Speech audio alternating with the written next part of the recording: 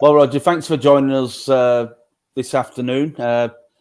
Nelson coming up this weekend. A lot of history between the two clubs, and I couldn't think of anyone, to chat about the two clubs more fitting than the club historian. But I'm sure there's quite a lot of stories in there to share about the clashes between the two clubs over the years.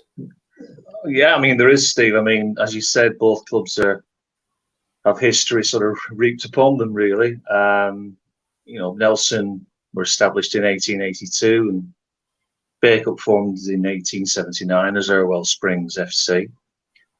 And they've been playing each other ever since in a variety of different leagues, in a variety of different guises, in cup competitions and everything else, really. Yeah.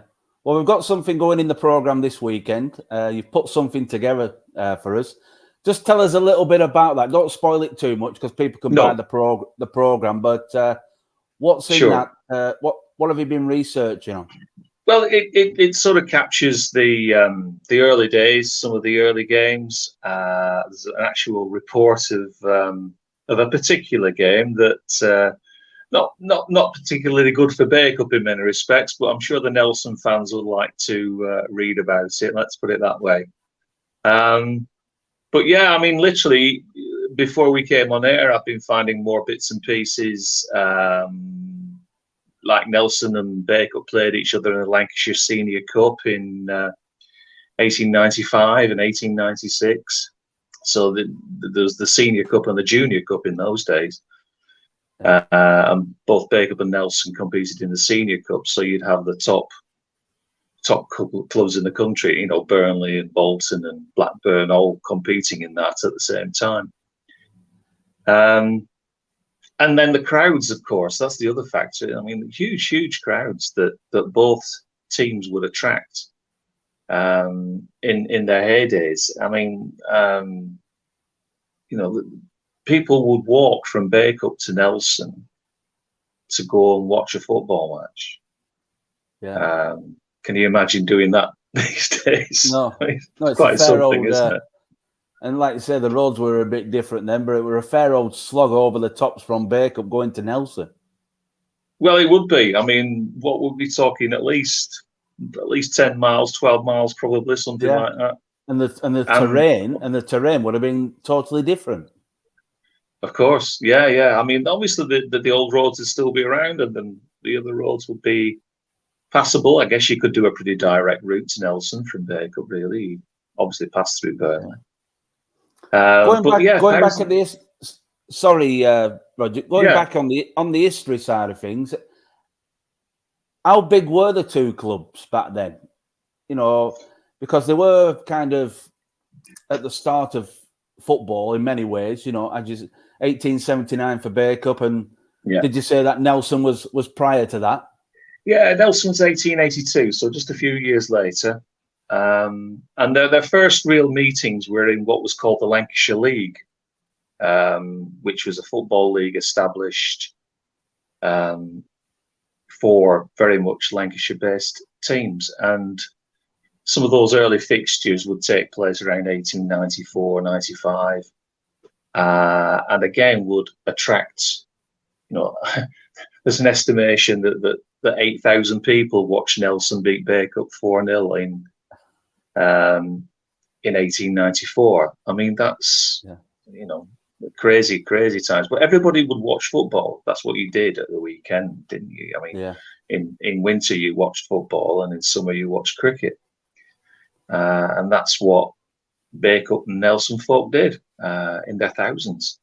Yeah, and over the years as well, they've kind of changed the ground. They were at Seed Hill, weren't they, where the running track is for quite some time, I believe. They were at Seed Hill for quite some time. I think it was back 1971 when they had to close Seed Hill and move to the Victoria Park. And I can just about remember games at Seed Hill in the late 60s because they had the stock car track running around the ground as well. And they still had quite a big stand and everything else. And you can still see parts of the old Seedale Stadium. If you go to the Nelson Cricket Ground, you can see a couple of walls there that are part of the old Seed Hill ground. But yeah, as from 71, they moved to Little Wembley, as it's commonly known, and enjoyed rivalries on a very different playing field, literally.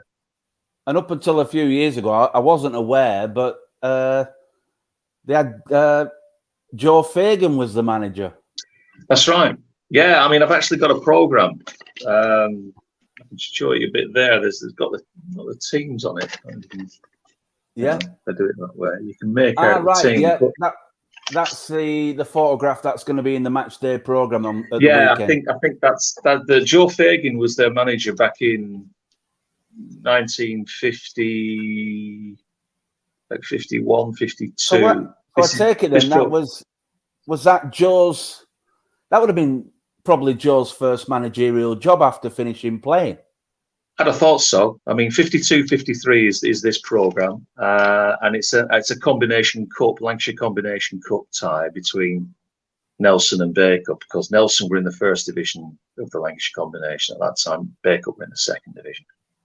Yeah. And Nelson had won the combination cup for the previous 3 years. You know, they were the top side in the Lancashire combination. You know, as good as your Chorleys and your Marines and all the other sort of big clubs.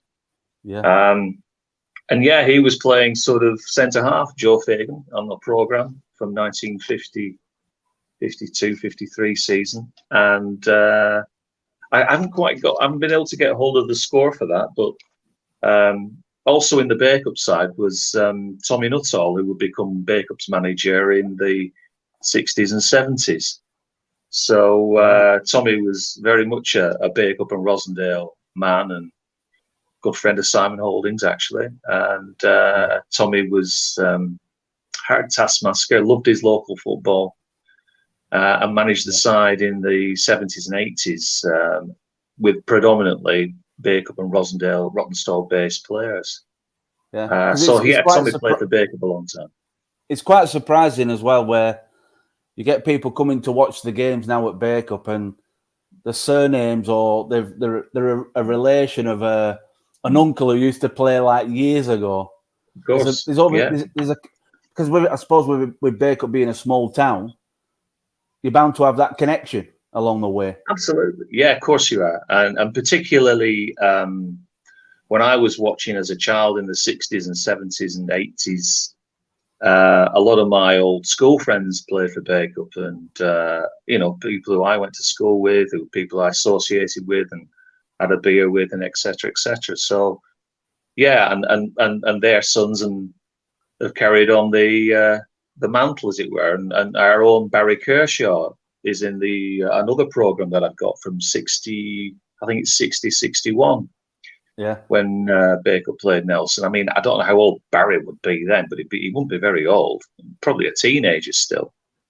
And Barry was a great player in the 60s, and eventually got signed by Netherfield and played at Macclesfield and some other big clubs, really, after his time at Bacup. And his grandson plays for the under-23s now. So, you know, it's like, as you say, there's a legacy that goes with a lot of this history. Yeah. Is there anything else you can just leave us with regarding the two clubs? Is there anything that's kind of excited you, bits of information that you've found over the years? I mean, obviously, since the Northwest Counties League has been formed, it's the competition between both clubs has been pretty much, there's been over 20 odd games between the two clubs since the Northwest Counties League was formed.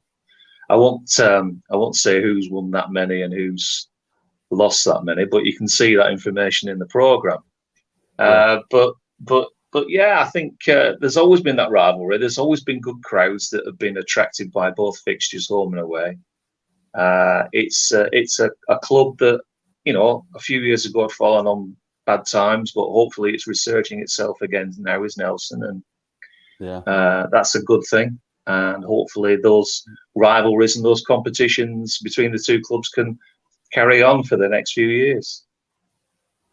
Brilliant, Roger. Thanks for joining us, and I'm sure we'll do this quite a few times during the coming season. Yeah, cheers, Steve. See you Saturday.